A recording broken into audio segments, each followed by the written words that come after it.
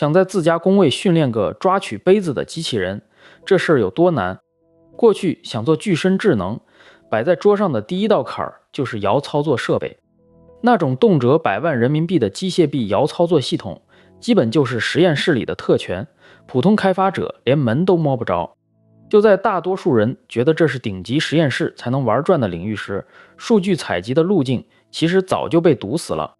但最近 Hugging Face 和 Poland Robotics 把这事儿捅破了，发布了一套叫 GrabIt 的方案。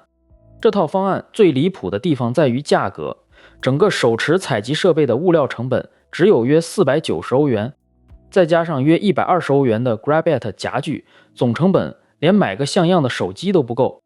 这不只是便宜，这是直接把机器人摇操作的门槛拉到了消费级硬件的水准。这玩意儿真能练出策略吗？它是怎么做到的？项目组只用了200次演示采集的数据就搞定了这个模型。他们训练出的 Diffusion Policy 模型配合 ResNet 18编码器和 SpatialSoft Max 架构，在 OpenARM 7自由度机械臂上精准地抓起了杯子。就这200次，没别的。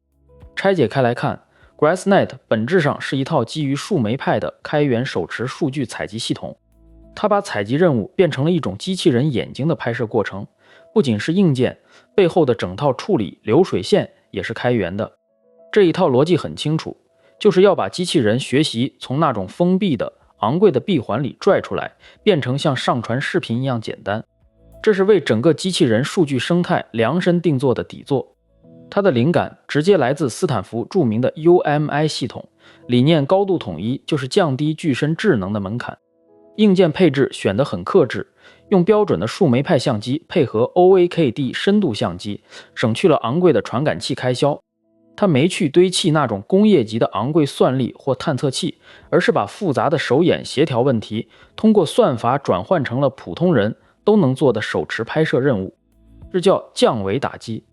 为了保证数据可用，硬件上采用了双目解耦的巧妙设计。鱼眼广角相机专门负责捕捉环境上下文，给策略提供足够的空间感知，而 RGBD 深度相机则盯着家具，负责6自由度的高精度 SLAM 轨迹追踪。系统通过共享时钟强制同步相机、IMU 和关节编码器，确保数据在时间轴上是一致的。为什么这么设计？为了让策略能看清物体在哪儿，同时又能精准复刻手部轨迹，数据处理流程更绝，整个流水线直接集成在 Hugging Face Space 里。你录完数据传上去，系统自动调用 RT、Bmap 库重建轨迹，直接生成标准的 Layrobot 格式数据集，全程不需要你在本地配环境、装驱动，直接在浏览器里实现从录制、清洗到发布的闭环。这套流程对于追求效率的开发者来说，简直是降维打击。这种模式最大的意义在于把机器人学习从实验室那种高冷的围墙里解放出来。以前大家还在愁数据不够，现在只要手持设备够多，长尾场景的数据积累速度将是指数级的。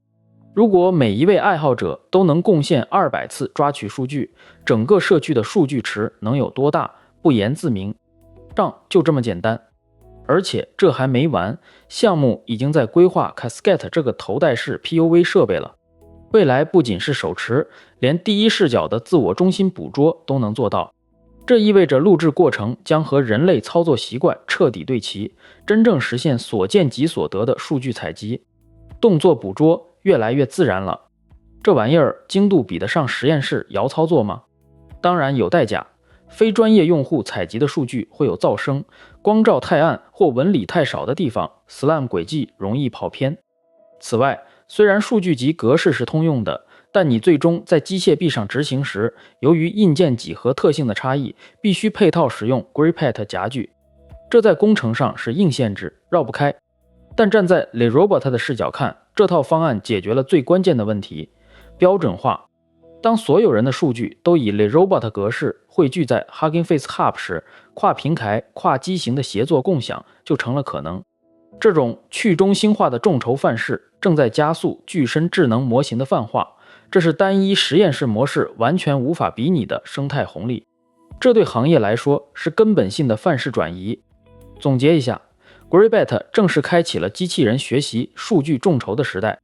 它让具身智能的训练不再是只有巨头才能玩的游戏，而是变成了一个人人都能参与的开源工程。如果你是个人开发者，这波趋势值得紧盯；但如果是想直接商用，记得先解决环境鲁棒性问题。这一行门槛正在被踏平。